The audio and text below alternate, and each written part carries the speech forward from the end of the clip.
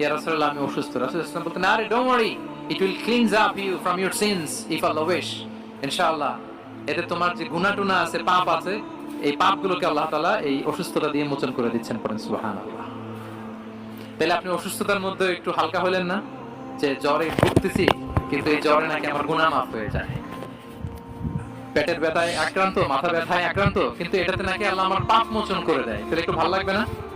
তাহলে দেখেন, একটা কঠিন পরিবেশকে রাসূল সাল্লাল্লাহু আলাইহি ওয়াসাল্লাম সহজ করতেন। অসুস্থ শুনলেই লাবাস তহুরুন ইনশাআল্লাহ, আর কিছু হবে না, আল্লাহ তোমার গুনাহ মাফ করে দিচ্ছে। অসুস্থ ব্যক্তি দেখলে মাথায় হাত দিয়ে দোয়া করতেন, আল্লাহুম্মা রাব্বান নাস আযহিবিল বাস ইশফি আনতাশ শাফি লা শিফাআ ইল্লা শিফাউক শিফাআন লা ইগাদিরু সাকামা। উজ্জীবিত হয়ে যেত অসুস্থ ব্যক্তি। আমরা কি করি?